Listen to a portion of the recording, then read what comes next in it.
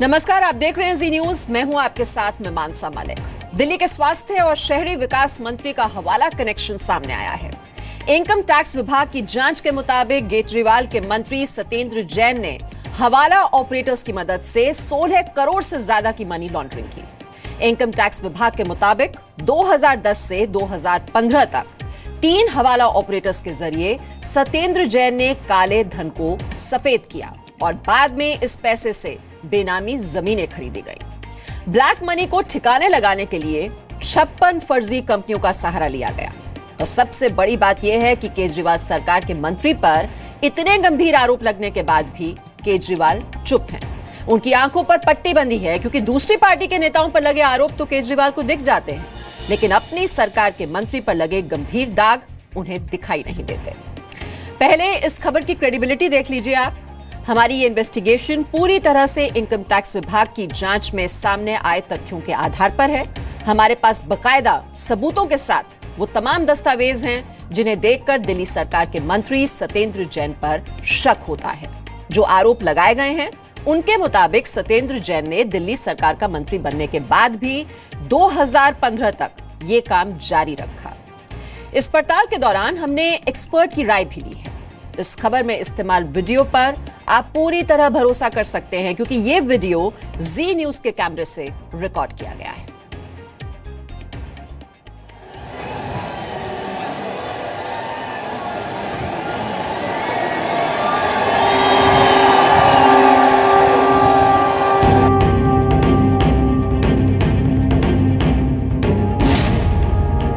काला धन सफेद करने का सत्येंद्र जैन फॉर्मूला, केजरीवाल के मंत्री का हवाला कनेक्शन। इनकम टैक्स विभाग के दस्तावेजों के मुताबिक सत्येंद्र जैन ने हवाला ऑपरेटर्स के जरिए मनी लॉन्ड्रिंग की। कहां गए केजरीवाल के उसूल और आदर्श? भ्रष्टाचार को दूर करने के लिए अगर 100 बार मुख्यमंत्री की कुर्सी को दांव पे लगाना पड़े तो 100 बार क्या 1000 बार भी अपनी सरकार को दांव पे लगाने के लिए तैयार है। और मुख्यमंत्री की कुर्सी तो क्या, अगर अपनी जान देश के लिए देनी पड़े तो मैं अपने आप को बहुत सौभाग्यशाली समझूंगा। 16 करोड़ की ब्लैक मनी वाले स्वास्थ्य मंत्री, दूसरों को ईमानदारी का सर्टिफिकेट बांटने वाली आम आदमी पार्टी इस बार खुद कटघरे में है क्योंकि दिल्ली के स्वास्थ्य मंत्री सत्येंद्र जैन पर काले धन को सफेद करने के गंभीर आरोप लगे हैं। ये आरोप आयकर विभाग की जांच में सामने आए हैं। सत्येंद्र जैन पर आरोप है कि उन्होंने 16 करोड़ 39 लाख रुपए के काले धन को 2010 से 2015 तक कोलकाता के 3 हवाला ऑपरेटर्स के जरिए सफेद किया और बाद में इस पैसे से बेनामी जमीन खरीदी गई। अब आपको ये समझाते हैं कि काले धन को सफेद बनाने का ये खेल कैसे हुआ। आयकर विभाग के मुताबिक कोलकाता के 3 हवाला ऑपरेटर्स ने सत्येंद्र जैन के काले धन को सफेद करने के लिए 56 फर्जी कंपनियां बनाई। इन 56 कंपनियों के जरिए हवाला ऑपरेटर्स ने सत्येंद्र जैन के नियंत्रण वाली 4 कंपनियों में 16 करोड़ 39 लाख रुपए ट्रांसफर किए। पूरा लेन देन 2010 से लेकर 2015 के बीच किया गया। आयकर विभाग के मुताबिक 2016 में जब केंद्र सरकार इनकम टैक्स डिक्लेरेशन स्कीम लेकर आई थी तो सत्येंद्र जैन ने इस योजना का फायदा उठाते हुए अपना काला धन बड़ी ही चालाकी से घोषित किया था। 2010-11 में इंडो मेटल इम्प्लेक्स प्राइवेट लिमिटेड को 6 करोड़ 42 लाख रुपए मनी लॉन्ड्रिंग के जरिए मिले। इसी तरह 2010-11 में ही एकिंचन डेवलपर्स प्राइवेट लिमिटेड को 1 करोड़ 83 लाख रुपए, 2011-12 में इंडो मेटल इम्प्लेक्स प्राइवेट लिमिटेड को 72 लाख रुपए, 2011-12 में प्रयास इन्फो सॉल्यूशन प्राइवेट लिमिटेड को 1 करोड़ 80 लाख रुपए, 2011-12 में एकिंचन डेवलपर्स प्राइवेट लिमिटेड को 1 करोड़ 1 लाख रुपए, 2015-16 में मंगलायतन प्रोजेक्ट्स प्राइवेट लिमिटेड को 1 करोड़ 90 लाख रुपए, 2015-16 में प्रयास इन्फो सॉल्यूशन प्राइवेट लिमिटेड को 69 लाख रुपए और 2015-16 में एकिंचन डेवलपर्स प्राइवेट लिमिटेड को 2 करोड़ 2 लाख रुपए की मनी लॉन्ड्रिंग की।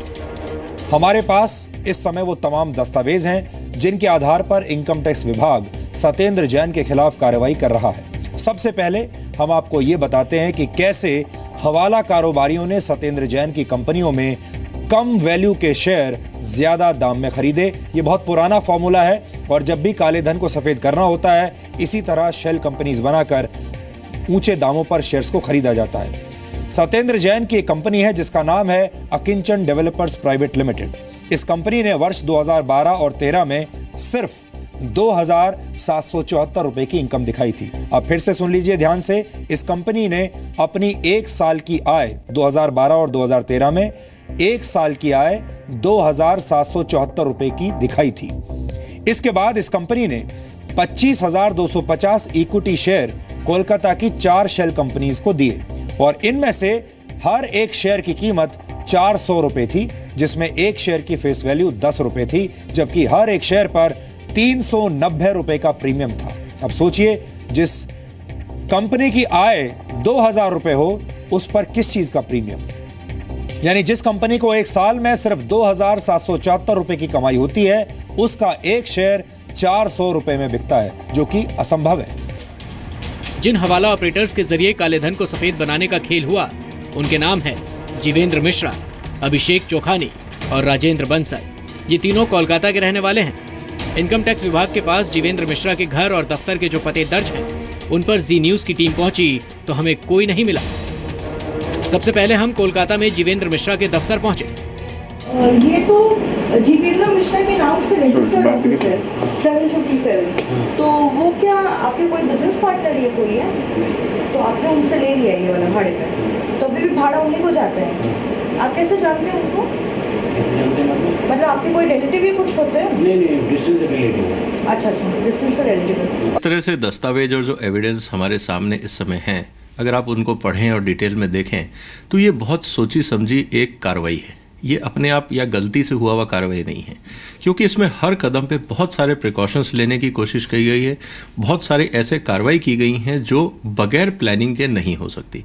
तो ये कहना कि गलती हो गई, अगर एक आधी एंट्री होती तो मैं गलती मान लेता, लेकिन जिस तरह से ये पूरा नेटवर्क बना है और जिस तरह से कार्रवाइयाँ हुई हैं, ये बाय डिफ़ॉल्ट या बाय मिस्टेक नहीं हो सकता। ये एक पूरा प्लान है और उसके तहत जो भी ये हमारे सामने ट्रांजैक्शंस और कार्रवाई दिख रही है और जो नोटिस इशू हुए हैं सरकारी डिपार्टमेंट्स की तरफ से, ये बिल्कुल सही है और इसकी डिटेल में जाना चाहिए। लेकिन दिल्ली सरकार के आरोपी मंत्री सत्येंद्र जैन इन तमाम आरोपों से इनकार कर रहे हैं।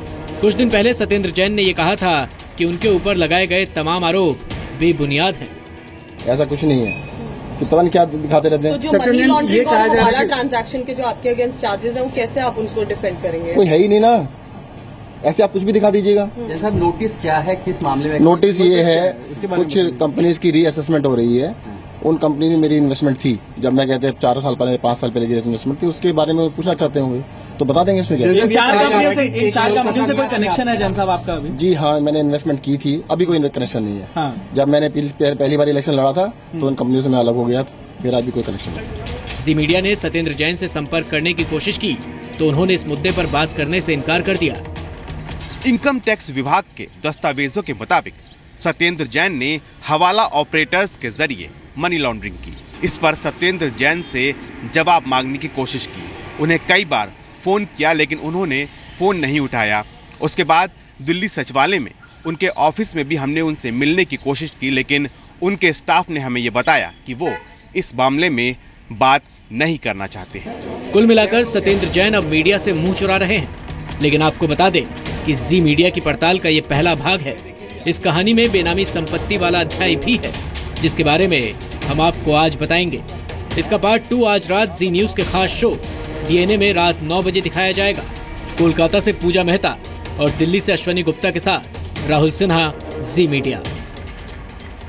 सत्येंद्र जैन और उनकी पत्नी पूनम जैन CPWD यानी सेंट्रल पब्लिक वर्क्स डिपार्टमेंट में नौकरी करते थे और अब सत्येंद्र जैन दिल्ली सरकार में मंत्री हैं।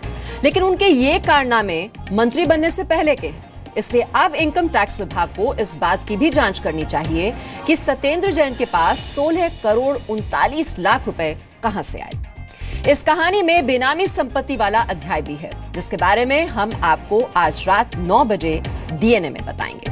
ये इन्वेस्टिगेशन अभी खत्म नहीं हुई है। सत्येंद्र जैन के हवाला कनेक्शन का सबसे बड़ा खुलासा पार्ट 2 देखिए आज रात 9 बजे।